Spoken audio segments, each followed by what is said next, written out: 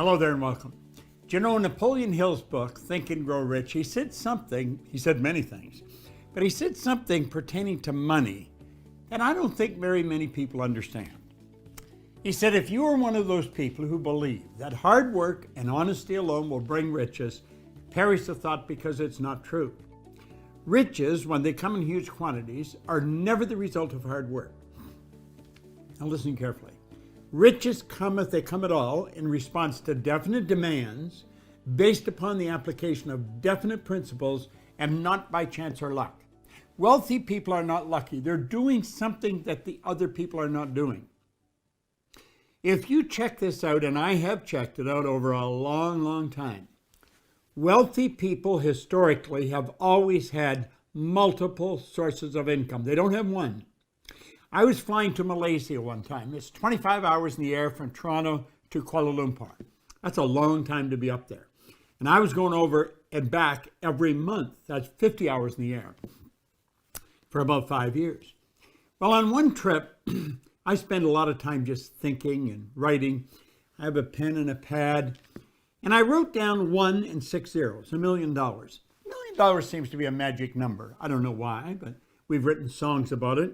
We'll play a little game, say, what would you do if you won $1 million? Generally, what a person tells you, they need 25 or 50 million to actually do. But I wrote $1 million down, and I had earned $1 million back in the 60s. I thought of the friends or the people I know that had earned $1 million or millions of dollars. And I thought, what are they doing different? They're, from many points of view, they're very much the same as the people that are struggling from payday to payday. And I kept thinking about it, and it dawned on me, they have more than one source of income. I had more than one source of income. Now think about that. And I wrote it down. I ended up multiple sources of income, MSIs. And of course, I've been teaching it for years. I phoned Mark Victor Hansen when I got off the plane. I think I got him up. It was the middle of the night where he was. And I got him excited about the idea. I said, why don't we teach people how to earn $1 million by setting up multiple sources of income? Well, he immediately got excited. He got a hold of Jack Canfield. We got a hold of Lee Poulos, Bernie Dorman. And a group of us put on what was called the $1 Million Forum. In fact, that's where their Chicken Soup for the Soul books came from. They earned multi-millions on that. Do you want to earn a lot of money? Do you want to get out of that large group that struggle from payday to payday? Set up multiple sources of income. How do you do that? Listen. Money is a reward received for service rendered. That's exactly what it is. Find a need and fill it. And it has nothing to do with work. It has to do with providing service. I wrote a book back in 1984. I've written a number of them, but they're still selling that book. So every time they sell one, I get paid. You can earn more money when you're sleeping than you can when you're awake.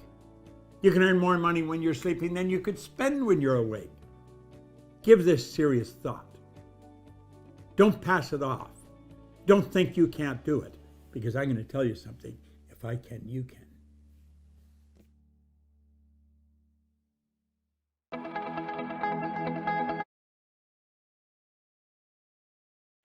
You know, a lot of people have trouble with network marketing. They should get over it.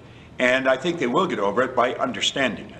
Because I believe network marketing is definitely the distribution system that's ushering in the new economy. We're not living in the world we grew up in. And the world that we're living in today is a totally different world. In the corporate world, the higher a person goes, the more money they earn. However, the more responsibility they take on and the less time they have for the things that really become important as you get a little older, like being with your family or taking the trips that you've always dreamed of. In network marketing, it's the complete opposite to the corporate world. The higher you go, the more money you earn, the more time you have, and the less responsibility you have. It's a bit of a phenomena, and if a person doesn't take the time to study it, they would miss it. I really believe if network marketing didn't exist, somebody would have to invent it, because it is without question a system for marketing that enables people to truly live their dreams. And that's a big statement. That's for any person to live their dream. I believe when a person looks at this and they've studied it, something inside them is going to tell them that this is what they want to do. And they should not ask anyone. They shouldn't even look sideways. They should make a decision just like that.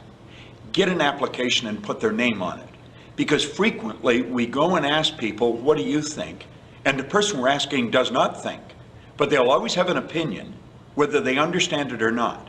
I really believe that anyone that looks at this and takes the time to understand it, their heart is going to tell them to do it. Well, follow your heart.